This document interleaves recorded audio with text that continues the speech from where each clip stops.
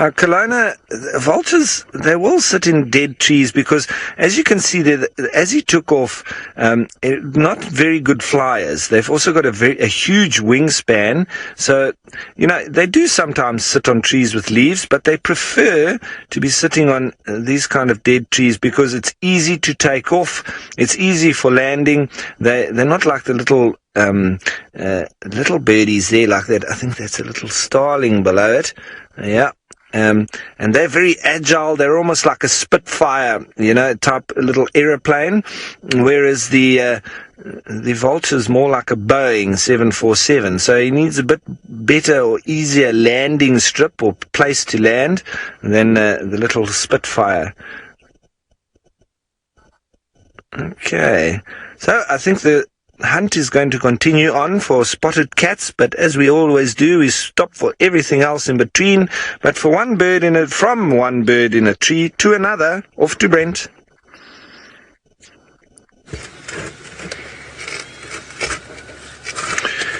Here we go. The patience of the stalking egret, waiting for a little fish to pop up, or even an insect that it can pounce, strike. Now, guys, remember, if you want your questions answered, hashtag Safari Live on Twitter, or you can pop it on whichever feed you're watching on. Now, we just decided to come have a look what was happening around here. It seems like everything is very, very quiet in the east.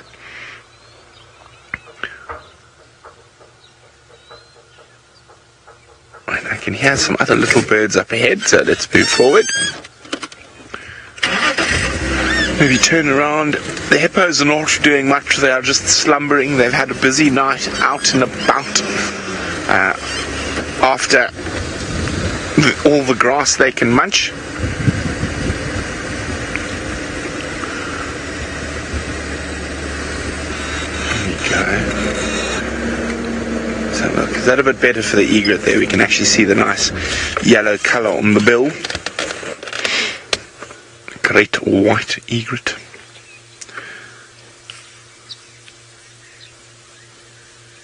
Keeping ever so still. Just the slightest head movement. Now, there's another bird that is also, it hunts for fish. It's not hunting for fish currently, but with a very different tactic. You see just in front of the hippos there, there's an African darter. So they'll actually swim and attack fish under the water rather than waiting patiently at the water's edge.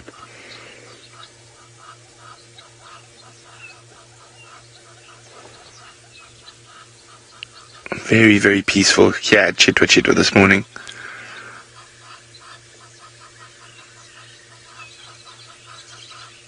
Oh, Impala's alarm calling.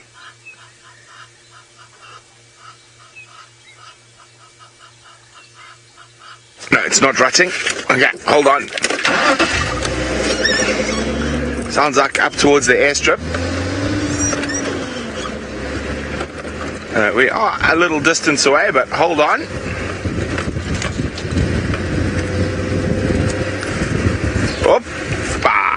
Zoot down here very quickly.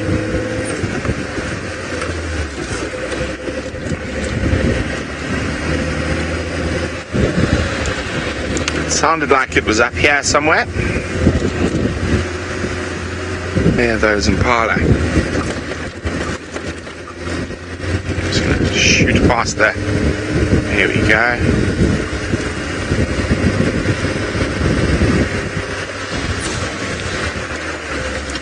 Behind the lodge quickly. Whoop.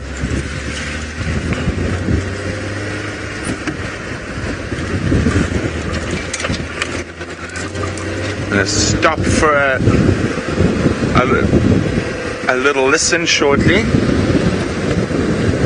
Yes, we are on Chitwa, and we're heading towards the airstrip. I just want to listen to make sure we're in the right spot. There, up ahead. But it's a little bit to the southwest of the airstrip. On the big open areas there, I think that's the Impala that's shouting.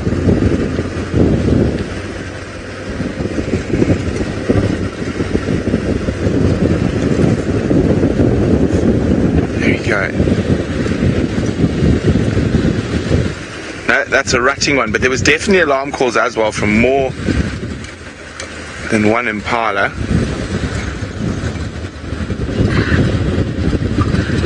No, you're just being crazy. It might have been back towards behind us.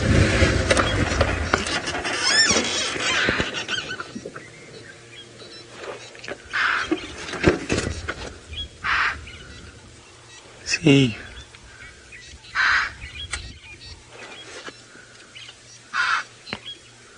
He's not doing the normal rat, rah, rah, rah, rah.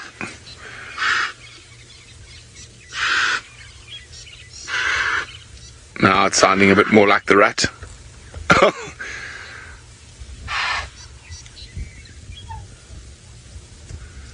No, he's definitely worried about something.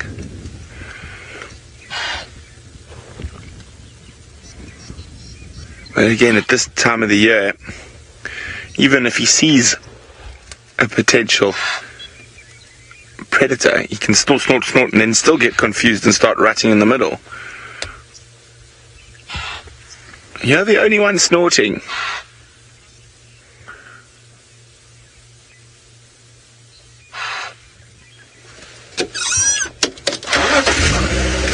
He's the only one snorting. Let's try have a look.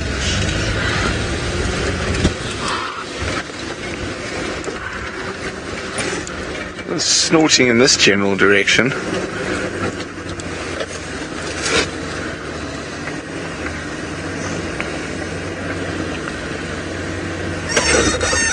Okay, I'm just going to sit here for a few minutes and listen and try to figure out what exactly was going on. In the meantime, James has gone to see if he can find Thandi and Tlalamba.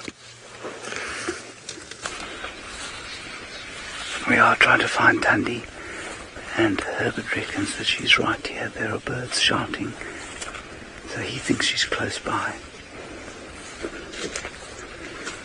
Now, for Ralph to have driven in here was impossible. It's an impossible driving area, and so it really is not impossible that she's very close to where he was, but just totally invisible. Stabbed myself in the face with a tree. It's always quite nice. You can hear some babblers babbling at each other. So we'll just ease our way up here.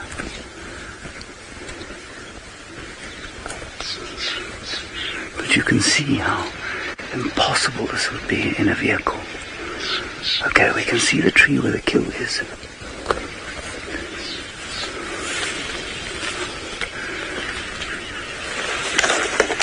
And a very spiky branch that tried to get under my pants. Do you want to come up here, Seb?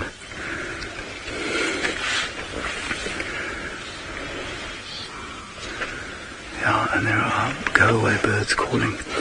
The base of that tree there, that's where the kill is. That's where the milkberry is.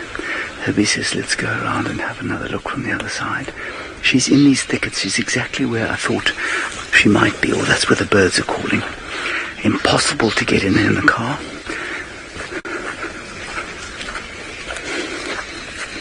So let's go and see.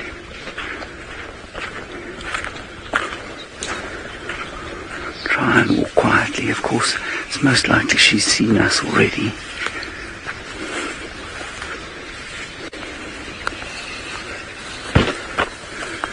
See, it's in here somewhere that it will be so difficult.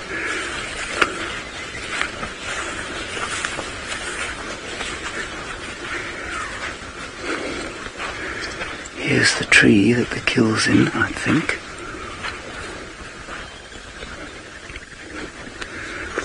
Now I know Ralph saw some hyenas around here. Saskia, I don't see any, but they could easily have seen us and moved off. There is the kill. You see it there, Seb?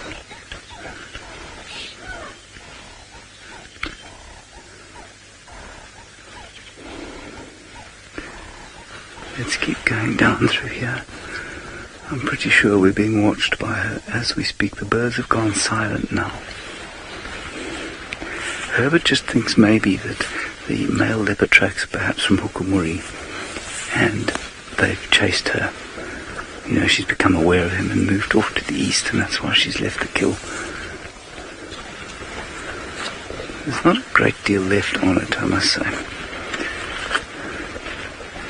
So she definitely had it in here yesterday when I was here in the vehicle.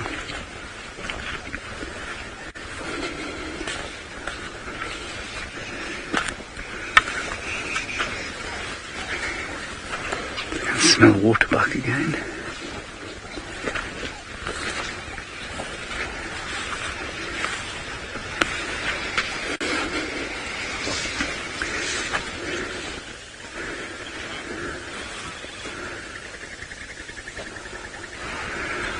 We're going to take a little bit of time to concentrate and see what's happening over here. Let's go and find out if Brent's Impala are mad with love or fear.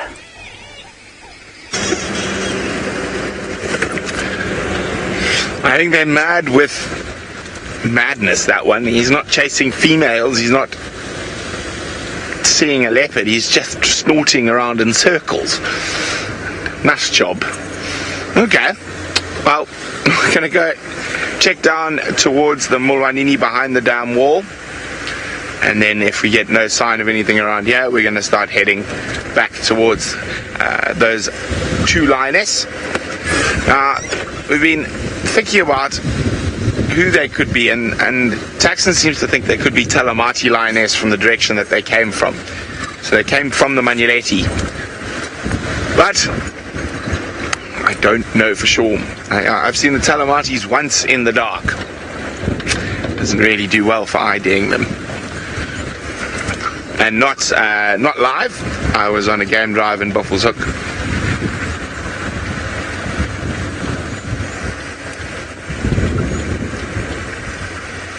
Okay.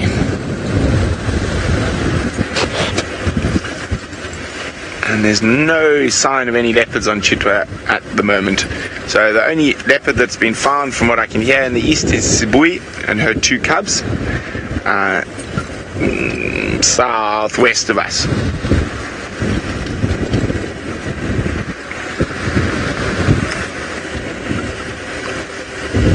But the joy is you never know what could pop up around the next corner.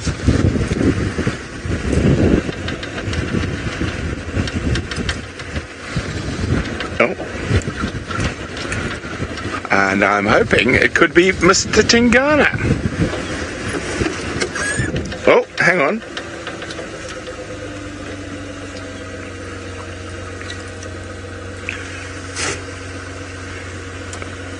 Sorry, hang on, guys. Sheldon. Sheldon.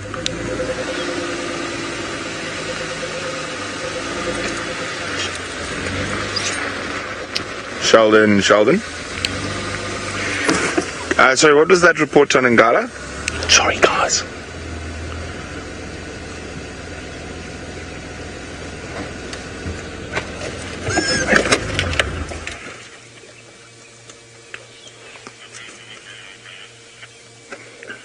Apparently they're right behind Sheldon's room, which we are right at.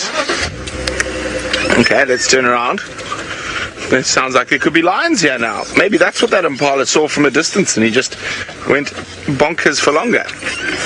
Okay. So, at the end of the airstrip.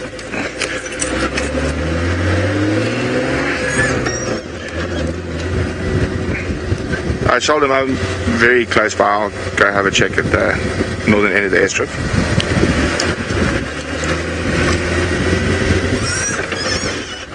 Okay, so we're going to go have a look. Apparently from one of the Chitwa staff members, it sounds like there's lions right behind Sheldon and my brother's room, which is at the back of a house at Chitwa.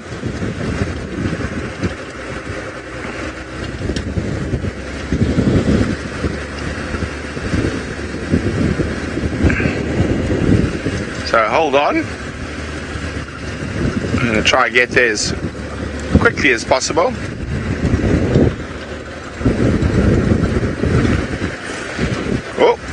Bumper, hold on. There we go.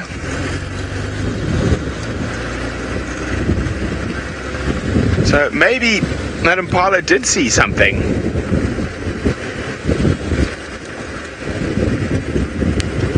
Okay, I'm going to speed up to get there, just in case those cats are on the move. While we do that, let's go see where Ralph's off to next.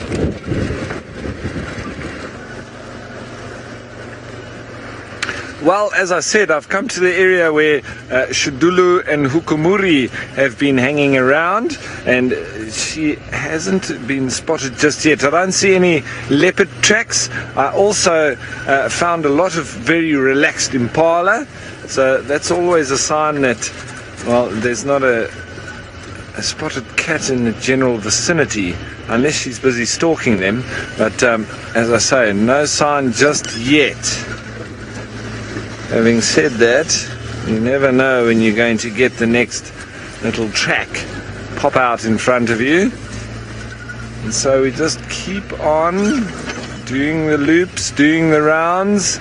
Sometimes you even need to backtrack and go back again, because like we had the other day with Shudulu, she, when we were on the track, she was giving us the complete runaround, and we had to widen that search a bit.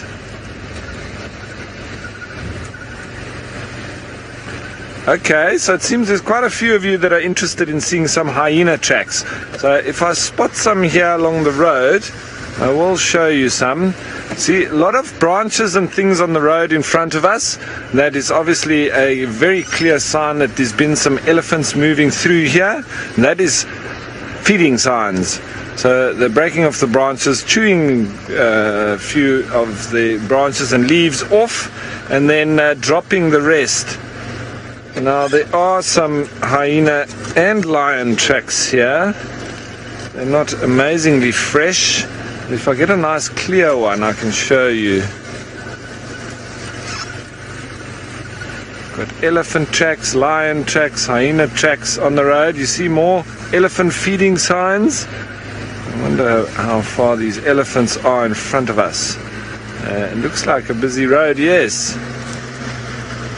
But it's not amazingly fresh, any of it. So it's not like we're going to see these elephants just around the next corner here. I think they've moved through probably yesterday or day before. These lion tracks, I think, might be the ones that Brent saw this morning, because these are reasonably fresh. And I'm not saying that because I've stuck my finger in it and tasted it and said, oh yeah, that was about half an hour ago. It's just because of timelines. You know, we're looking at the vehicle tracks. The game viewers that were driving here yesterday are also thinking about the little bit of splattering of a rain that we had. So is it before or after those kind of current events that we know have happened? And then we try and work it out from there. So we look at all the clues, and then you put it all together, and it paints a picture of when and where and how and what, and you know, that's how we put it all together. Now, it is a little bit difficult. I am seeing these lion and hyena tracks once again, and as I say, I just want to find nice clear ones for you and give you a nice. I think I can try with that one. How's that there, Davy? Can you see that one? Have you got enough space? I've got my torch so I can put some sort of shadows on it. If you look here, everyone, see, one of the tools that is also very good when you're out tracking is a very strong torch. Now I'll show you why. Because on a day like this, when it's very overcast, you can put a little bit of sort of shadow and make some contrast on it. Now I know it's going to be difficult to see from where you are, but this track here, okay, it's right in the middle of my circle. Here at the back, I'm not sure if you're going to see it nicely from where you are. As I put, you can see those lovely 3 indentations at the back there. And obviously moving forward, we've got 1, 2, 3, 4 toes. So, and this track in particular, this looks like a back foot. Yeah, it's a female track, this. So it's most likely one of those females that Brent had earlier this morning. I just want to see if I can spot a hyena track, because they were walking together. There's obviously a hyena walking behind the lions, as they do. No, there's nothing really fresh here. But, yeah, so obviously a torch, a nice strong torch. I don't think that would have been very clear for you from that perspective. Maybe I'll show you again when I'm actually out on foot. It's a little bit easier for you to see then, rather than from this vehicle angle. But anyway, I will try my best to find another nice clear hyena track. I just thought I'd stop with that lion one there. Let's head on and see what else we can find.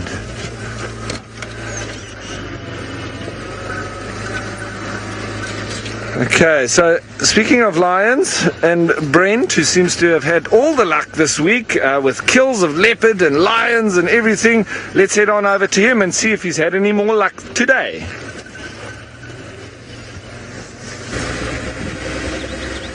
Not yet. We're still checking. We're just trying to get a proper update. The radio comms are quite bad.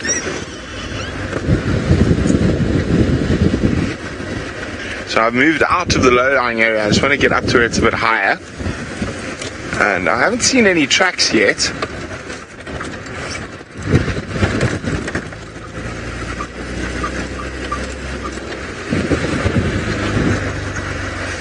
I'm just keeping a very close eye.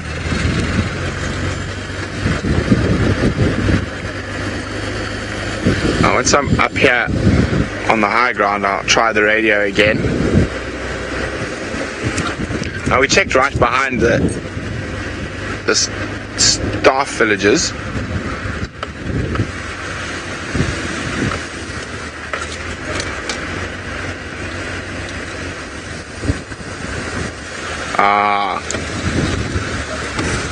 I think it was a joke. I think it's someone's birthday, or Sheldon's birthday, because we have now checked carefully and I can't find any sign of a lion coming through here, but I just heard on the radio that there's no signs of lions anywhere here. Okay, I think it was a joke. He just said, I think my boss is pulling my leg because he started racing. I think he might be desperate for lions.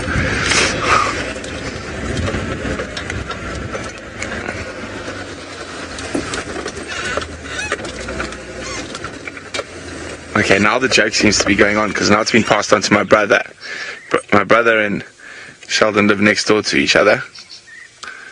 And I'm trying to hear what they're saying to each other. Oh, they're gone off to a private channel where I can't hear them. Darn it. Okay, let's keep moving.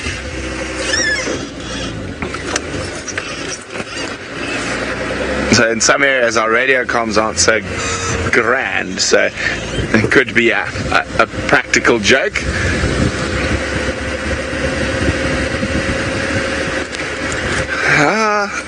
It doesn't need to be April Fool's Day for safari guides to play jokes on each other. It's quite a common occurrence.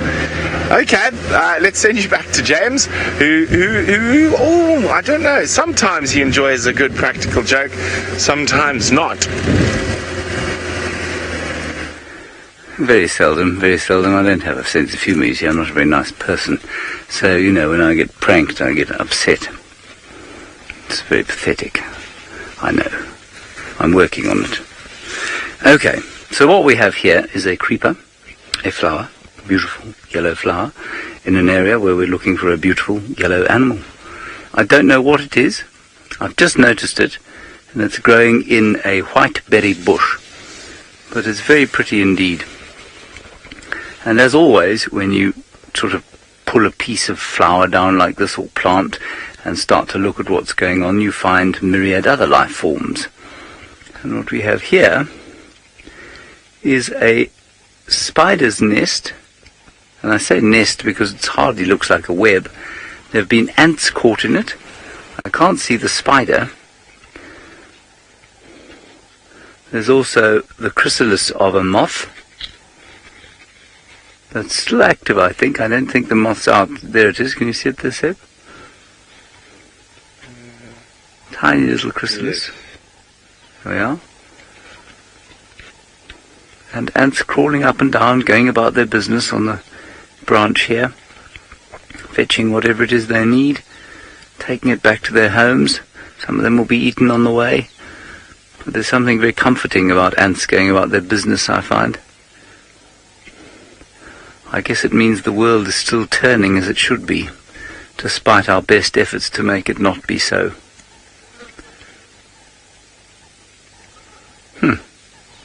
Alrighty, let's carry on. We are still following up on the tracks. Well, we haven't found any tracks yet. We're just still checking the area around the kill. Haven't found anything of much use from Tundi's point of view, but it is such a pretty area. And this, on that log, on that very log there, was where I had one of my best ever sightings of Karula, Hosana and Shongile. They had a bushbuck kill in here, and it was very magnificent. Herbert says, time to move on. Okay, Herbert, we're coming. We're on our way. Herbert has no time for my reminiscing. I don't blame him. It is rather self-indulgent. Right, let's try and get Sebastian through here without him getting mired. There, he's taken a different route. He'll be fine.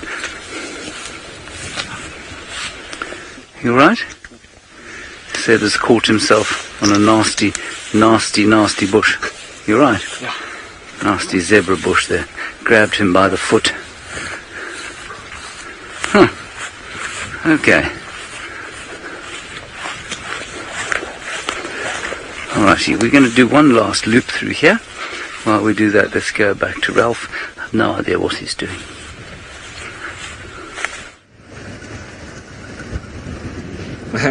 Well, I don't really have an idea what I'm doing either. But it seems there has been a little bit of signs. Ryan, you want to know about endangered species? Well, here on Djuma, I would have to say that probably our number one endangered species would have to be a wild dog. Okay, and we do get to see them every now and then, but that's one of the reasons why we get so excited when they are around. Yes, they might be reasonably common here in this particular area, and we get to see them quite regularly, but they are generally endangered world over, so that's very exciting for us, and why I get crazy when there's potential sighting of them, and that we race around trying to find them. Another one being, let's think about that.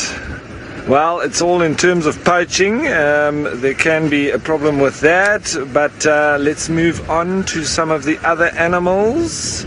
I would have to say, even lions. Lions are, a very dwindling species. So yes, we do get to see them here, but their numbers have reduced drastically over the last 10 years. And because obviously with a conflict with man, you do not find lions in anywhere else except in national parks. In Namibia, there were some free roaming populations of lions, but they are now to almost nothing as well. So as much as we might see lions, it's definitely an animal that is endangered and probably in real big trouble in the next 50 years. I think we're going to really struggle to keep our lion populations. But what else? There's always the unseen little critters as well that we don't really even know about, that sometimes some of the species we haven't even identified yet and they've really disappeared.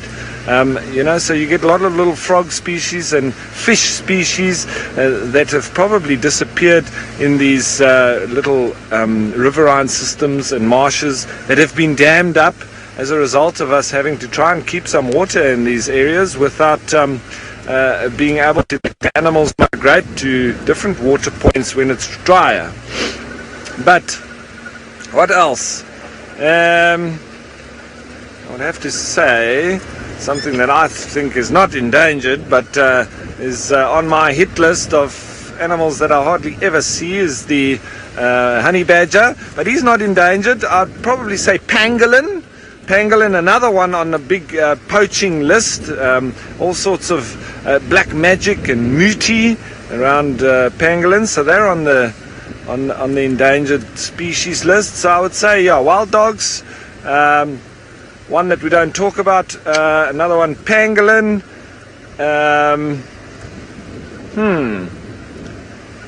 Ooh, thanks. Yes, in FC saying, what about vultures?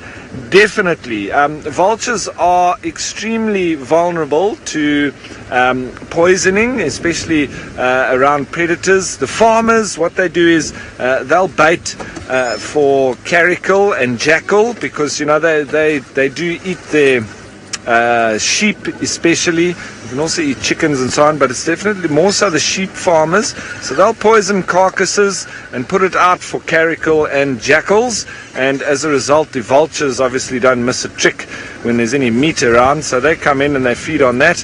And yes, vultures are definitely dwindling to a massive degree as we just come into a little herd of nyala.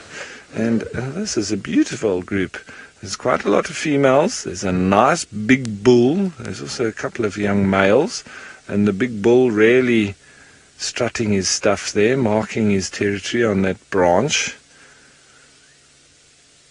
And there's an impala attacking a bush just in front of us as well, just off to the right there. He's having a full go at that bush, like it's a real opponent. Oh, no, he's a little bit behind there. Anyway, lots of inyala. Oh, there's the impala there now. Well, he's finished. I think he beat that bush. So yes, we do have a number of endangered species that can seem to be quite common on Djuma. Byron, yes, there are caracal in Djuma, but very difficult to see. They're very secretive, especially where there's quite an abundance of large predators. We see their tracks every now and then, and it's quite similar to that of the civet. We also see their tracks every now and then, but very difficult to see. The little jennets and the small grey cats or those ones, also very, very elusive. They're not habituated to vehicles, and also on foot. If they hear anything, they smell anything human-like, they just disappear. So the only way that we would really be able to see a caracal is if we got nice and lucky in the early morning, usually, or if we had to bait one. Just to see it, but that's not what we're going to do. So those are generally how you get to see them. In the Eastern Cape, yeah, we're not baiting anything, but yeah, in the Eastern Cape, obviously there's a lot of caracal there, and a lot of farmers as well that are not happy with the caracal being around. So although I've been involved in sort of trying to change the mentality of the farmers down there, and instead of just killing the caracal, to capture them and for allowing us to release them onto national parks and so on.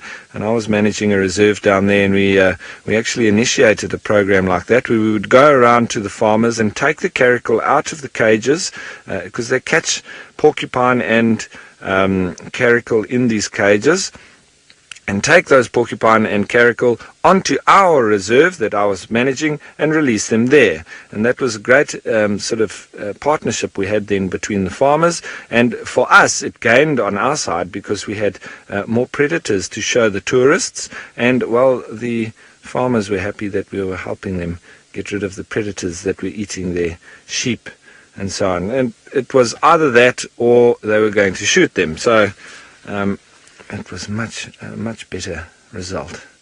See this one having firstly a head scratch and then a little chew on that branch.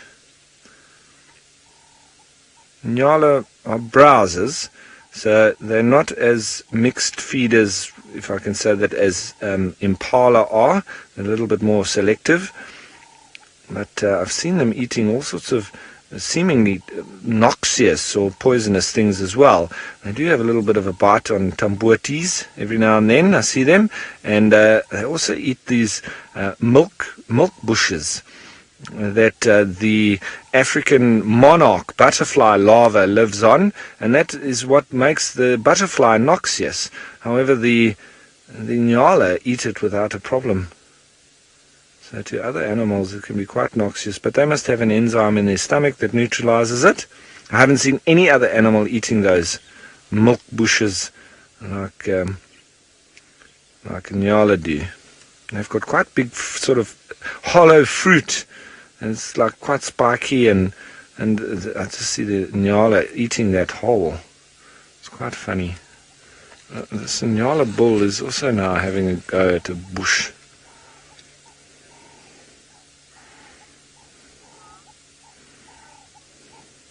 Wisteria, I agree with you. Very peaceful, graceful, calm. Wonderful, hey? And starting to heat up a little bit now. It was very cool this morning. Lots of cloud cover, but now it's warming up a bit, and you can see the antelope now sort of just getting into the cover of shade.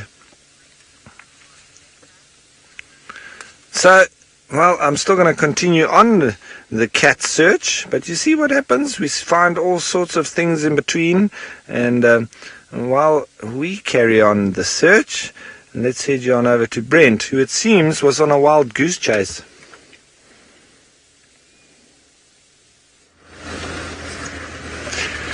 Yes, I have left the goose. That was not a lion. And I just, for interest's sake, have decided to come up Cheetah Cut Line, as Kuchava has been in this area around here quite a bit, and she was seen once on the boundary, so I thought, you know what, let's roll the dice. Maybe we'll get some luck. And I think those lions are sleeping now that it's got a bit warmer.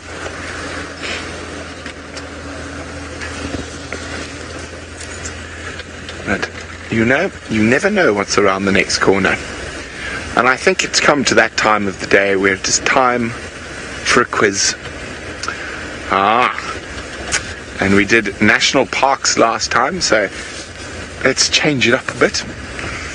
Let's do animals. I've got a good one. As you know, we don't see deers at all here.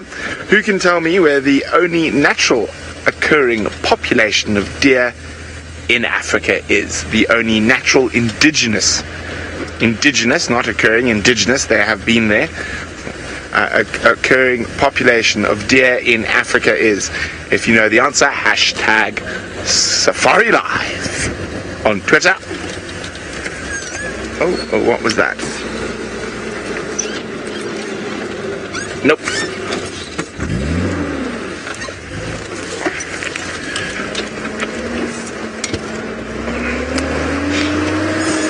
No sign of any kitties on this side of the property. Everything seems to be in the middle at the moment.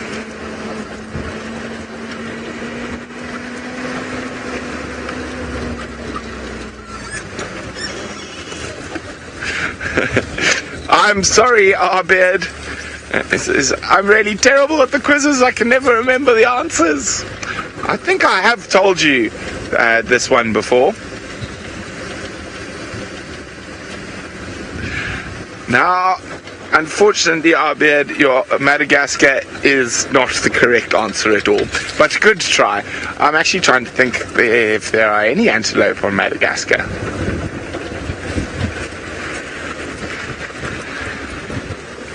Not Zimbabwe, Colin, not at all. Sure. Oh, it's starting to get warm. I'm to lose a layer. We're getting a little bit warmer, but not quite there yet. Not Libya, Tim.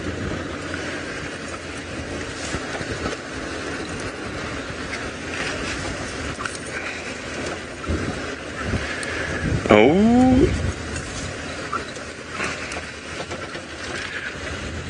Oh, no one's got it yet. Yay! Haha, caught you all out. No, it is not Chad. It is not Nigeria. Ha ha ha ha ha. Now, come on, guys. Wisteria's... Oh, no, not Egypt, but we are getting closer. Dearie me, I thought you guys would get this one a bit faster. Do I have to make it easier for you guys? Do I have to give you a clue? Nah. No clues today. I'm in a non-clue giving mood today. Rebecca, don't beg for clues. It's unbecoming. My life in Africa, it is not Ghana. Oh dear.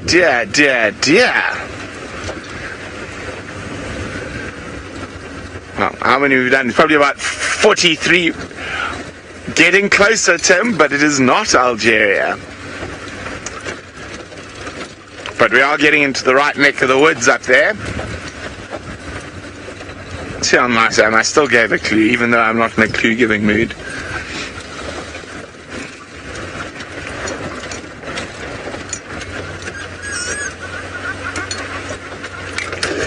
Well done, Faisal and Reina. It is indeed Morocco, and more specifically in the Atlas Mountains of Morocco. There are red deer that have come across from the Mediterranean when there was a land bridge between Africa and Asia. So red deer in Morocco. So that's the only indigenous deer species in Africa. There's been quite a lot of debate whether they were brought in, over, released, but the last genetic studies seem to say that they have been, they came across naturally, and then when the sea levels raised, they weren't able to get back. Okay, we're at Buffelshoek. Now, how many goslings are there today?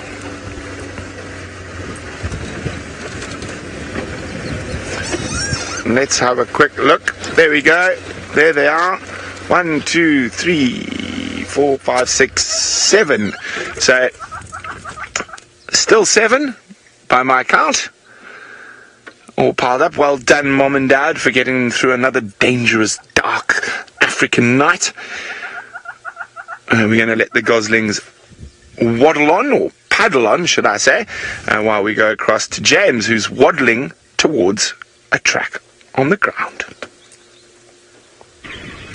They've never been accused of waddling before. I think that's a little unfair, although I must say that I have a very sore left buttock today, and I think that may be why Brent thinks I'm waddling. I don't think he knows that I have a sore left buttock there. Right, I believe somebody was looking for a hyena track. We do show them relatively often, but here's a really nice example of one in the sand. And what we can see, its definitive features, are of course the two-lobed back pad. There we are. The kidney-shaped toes. There. And the fact that the whole thing looks like the hyena's foot is squished together, you can see. It's very contracted. The pads are almost on top of each other, like they overlap. And on a cat track, of course, you'd have 3 lobes at the back, like that. And the toes would be much further away from the back pad and each other. Also, you can sort of see the claws here. And there you are. 1, 2, 3, 4. Lisa, not much really. You say, what kind of danger do hyenas pose to bushwalk? No, unless you come across a hyena at night, a hyena on foot is not something you have to really worry about. That said, I do have one story of a time when I was quite new here, and I was way up in the far sort of eastern parts, and I heard some alarm calling, and I walked off road, and I flushed a hyena, and she got up, and normally they will just run away, and she stopped, and looked at me, and I was on my own because I was away from the vehicle. I was trying to track something. And she stopped and she looked, and I clapped my hands. I went, "Go on! And she moved off for a while. And then she stopped and she looked and she took a few steps forward. And, normally you get very blasé about hyena because they run away and they move off and you come outside at night and you clap your hands and they run. But now suddenly faced with this animal that was not running from me, you suddenly see them in a totally different way. They are obviously capable of killing us in a heartbeat. And so I became quite nervous, and I realized I had to follow through on my initial threat, so I had to just walk straight towards her and shout and clap, as opposed to turn around and try and get away from her, because that, I think, may have sparked some kind of a reaction. Anyway, she then headed off like most hyenas do, and I've never had an experience like that since. So, while I say they don't really pose a danger to bushwalk, you can never be blasé about any animal out here. And those elephants, I remember this morning thinking exactly this. We must not be blasé about this, because we could see them all in the open, and I thought this is going to be a simple elephant sighting. And thankfully I then thought to myself, don't be complacent about this, because you know what they're like. And as I did that, there was a noise from much closer by, a real deep rumbling, and it was that bull. He hadn't seen us, but we didn't know he was there, and if I had continued to be blasé, well then of course you do get yourself into a bit of trouble. There's a nyala just down there. They are. You see the nyala there? Two of them, just browsing on the trees there. That huge bird sound you might be able to hear, by the way, is a Varro's eagle owl that is causing great consternation. We saw him fly away, but we won't get him on camera, I'm afraid. They are so beautiful, those things.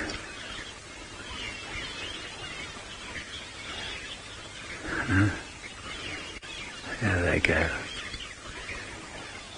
So dainty. And I often think that their design, and in fact the design of most antelope, they look almost stiff-legged when they walk, but it's because they are so tightly wound. They can explode into action so very fast, but they almost look like they're not quite built for this environment. It almost, I feel like a bipedal, like we are. It's a perfect design to get in amongst the trees like this, all crouchy like a cat. They can't crouch, they can only walk stiff-legged. But obviously I'm wrong, because they survive very successfully out here. Okay, I'm afraid we've given up on... Oh, I didn't tell you what happened to Tundi's tracks. Tundi came out of the block where we had her. The tracks, definitely she's moving the cub away from that kill. She's abandoned it. We don't really know why. She might go back, I don't think so. Probably because she heard Hukumuri calling. And she's now headed down south towards the Twin Dams area. So we've run out of time for this morning's walk. We'll follow up there this afternoon, I'm sure.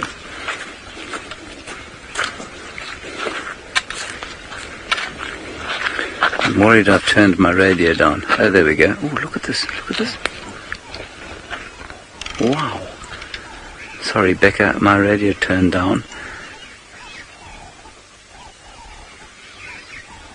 Look at this.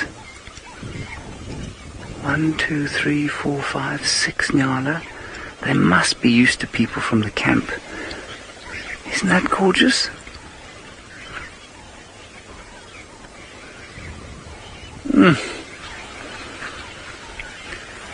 A nyala is pretty sneaky, Romit, but I'd say the sneakiest prey would be something like a jackal. Now, a jackal's not normally considered prey, but of course it is for a leopard.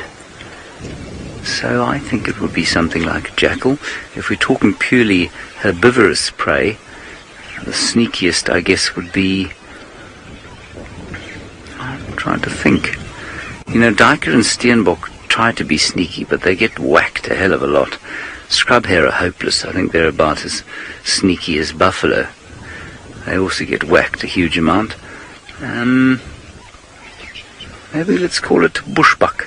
Maybe bushbuck are the sneakiest prey.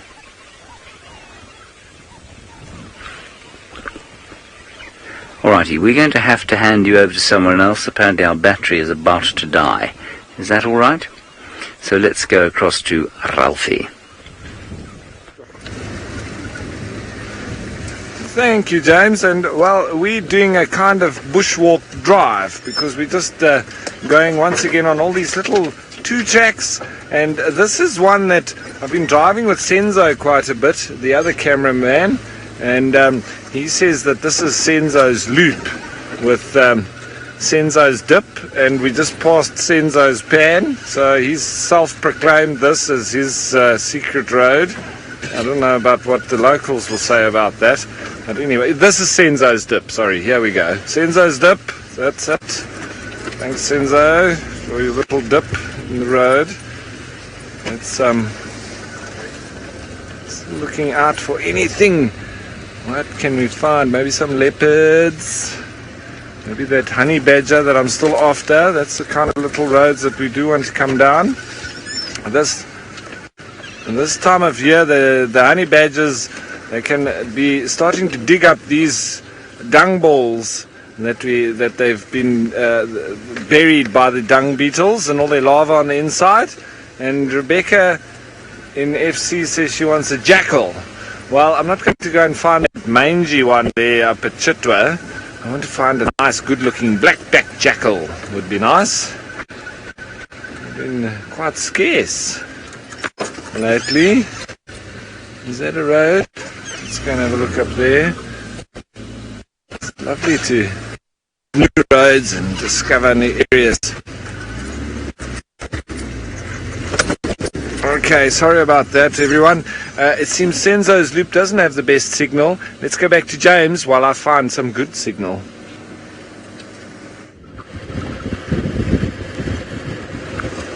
Hello, my name is James Henry. I like to use big words all the time, like buttock. No, of course it's not James, it's Brent here. And we're still quizzing. And I've been trying to think of another good quiz.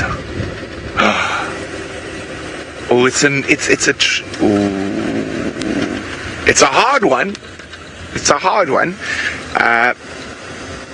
Now, what country in Africa and the Indian Ocean Islands has the largest amount of land in terms of percentage of the country under protected areas, whether they be nature reserves, marine parks, national parks? And what country in Africa and the Indian Ocean Islands has the highest percentage of its land mass under wildlife protection? Hashtag Safari Live if you know the answer. It's a difficult one. I will admit I'll be very impressed if anyone gets it.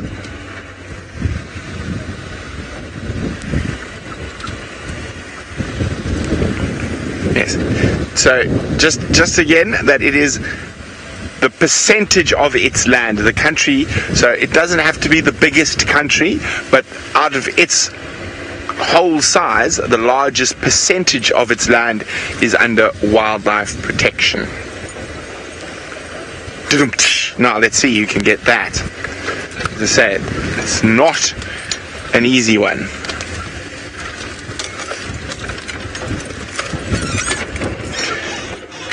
Craig's teacup rattling behind me.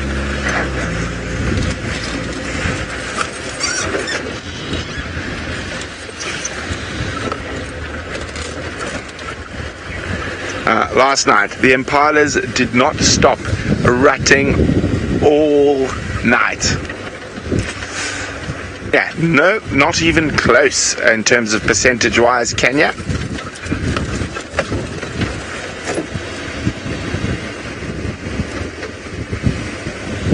I'll give you an interesting fact. The country, in terms of percentage-wise, in the world that has the most land under protection is Venezuela.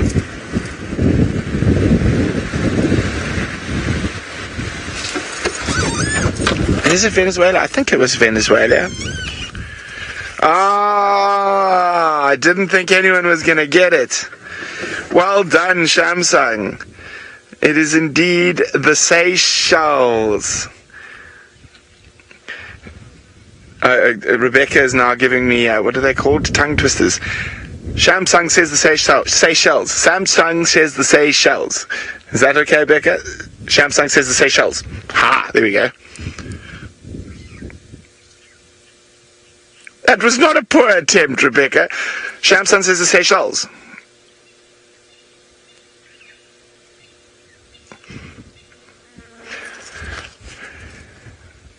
Oh, apparently I'm supposed to say it 3 times in a row, but I have been forgiven. But look what we have found. It is the waddler. And waddling down the road towards us.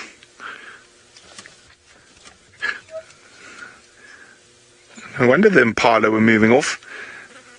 There we go. Herbie's waving. James is keeping his... Well, that was a very weak attempt at a wave by James. There we go. There's the waddle. He's been spending too much time with the Egyptian geese. And now Seb's trying to do it as well. Seb, you're going to fall over with that aerial. Oh my goodness, we have a bunch of amateur drama queens here.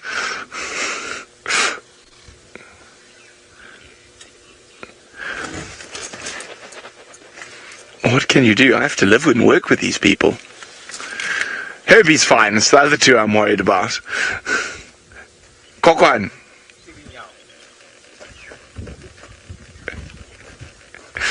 Hello, Jamesy. How are you today, James? Fine, how are you? James is fine. They know I'm fine. This is not the first time they're seeing me. I know, but you're looking so morbid on your way up. Yes, I was acting. I was acting, yes. I did say there was some amateur dramatics happening. It's very amateur. Sorry, Bex, I missed that. Bye, James. Bye, guys. What? Tandy. Twin Dams and across? I'm sure she's close there, but... Okay. Sebastian, I know, I'm live. You can keep filming for as long as you want. Sorry, Rebecca, all these distractions. Sebastian, run away now. Go, footsack. Sorry, Paul's question. Finally, let's get it.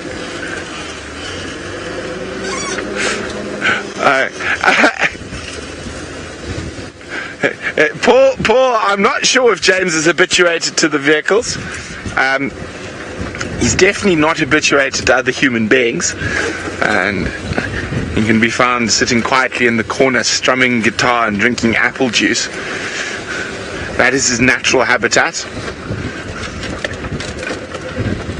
He comes out with very interesting social behavior sometimes, these bouts of energy and mating display when he strums very fast on his guitar. And then he retires into his cave.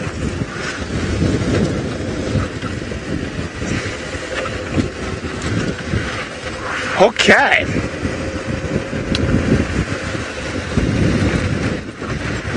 Now, let us go find out whether James is even habituated to James for the last minute of today's show.